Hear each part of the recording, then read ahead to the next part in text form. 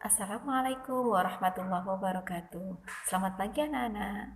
Hari ini kita akan belajar tentang bahasa Indonesia.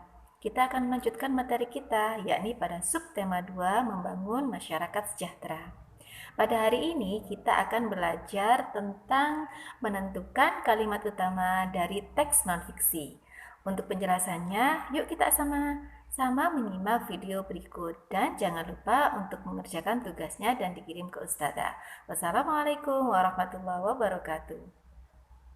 Menentukan kalimat utama dalam teks non-fiksi. Teks non-fiksi adalah teks yang berisi fakta atau hal yang benar-benar terjadi. Contoh teks non-fiksi yaitu berita, artikel, dan jurnal. Setiap paragraf memiliki kalimat utama. Kalimat utama merupakan kalimat yang bersifat umum dan mengandung gagasan utama. Kalimat utama tidak selalu berada di awal paragraf. Ia dapat berada di akhir, pertengahan, atau muncul bersamaan di awal dan akhir paragraf. Kalimat utama memudahkan kita mengetahui inti dari sebuah teks. Untuk menemukan kalimat utama dalam sebuah paragraf, kita dapat membaca keseluruhan isi teks. Ayo perhatikan contoh berikut. Setiap warga negara, kita memiliki hak yang harus diterima. Hak sebagai warga negara harus dipenuhi oleh negara. Tujuan pemenuhan hak warga negara adalah agar masyarakat hidup sejahtera. Kita memiliki banyak hak sebagai warga negara. Misalnya, hak mendapatkan perlindungan hukum, mendapatkan pekerjaan, dan penghidupan yang layak, serta memperoleh pendidikan dan pengajaran. Sekarang, kita akan menentukan kalimat utama dari paragraf tersebut.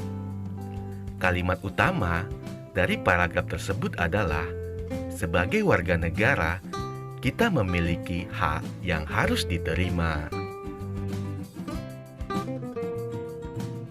Menentukan kalimat utama dalam teks non-fiksi. Kalimat utama terdapat dalam setiap paragraf dalam suatu teks. Kalimat utama tersebut akan dikembangkan menjadi paragraf dengan menambahkan kalimat-kalimat penjelas. Berdasarkan kalimat utama, kita dapat memperoleh informasi yang terdapat pada paragraf. Kalimat utama dapat terletak di awal, tengah, atau akhir paragraf. Menentukan gagasan utama dalam teks non-fiksi. Setiap teks terdapat paragraf-paragraf yang mengandung gagasan utama. Kita dapat menentukan gagasan utama dengan cara membaca teks tersebut dengan cermat. Gagasan utama merupakan pokok pikiran setiap paragraf. Pokok pikiran setiap paragraf dapat diketahui dengan menentukan kalimat utama paragraf tersebut. Ayo perhatikan contoh berikut. Ragam tarian Indonesia mencerminkan kekayaan kebudayaan daerah. Setiap daerah di Indonesia memiliki tari kreasi yang berbeda. Tari kreasi adalah tari yang gerakannya berasal dari pengembangan gerak tari tradisional. Tari kreasi tidak terikat dengan aturan, baik gerakan maupun aspek lain. Jadi, gagasan utama dari paragraf tersebut adalah keragaman tari di Indonesia. Menggali informasi dari teks non-fiksi. Kita sudah belajar menemukan kata kunci dari judul teks non-fiksi. Dari kata kunci tersebut, kita dapat memperkirakan isi teks. Kita juga dapat menemukan kata kunci di setiap paragraf. Berdasarkan kata kunci tersebut, kita dapat memperoleh informasi dari teks.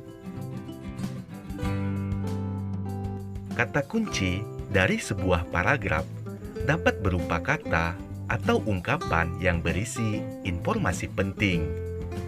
Kita dapat membuat peta konsep dari kata kunci yang terdapat di setiap paragraf. Peta konsep tersebut menggambarkan informasi dari teks yang kita baca. Ayo perhatikan contoh berikut. Makanan sehat untuk pertumbuhan. Siswa kelas 6 sekolah dasar dapat dikatakan berada pada masa pertumbuhan yang sangat penting. Pertumbuhan dipengaruhi oleh banyak hal. Salah satunya adalah makanan. Makanan yang sehat sangat diperlukan untuk pertumbuhan badan. Judul teks tersebut adalah Makanan Sehat untuk Pertumbuhan. Kata kunci pada judul yaitu makanan, sehat, pertumbuhan. Sedangkan untuk kata kunci paragraf di atas yaitu pertumbuhan.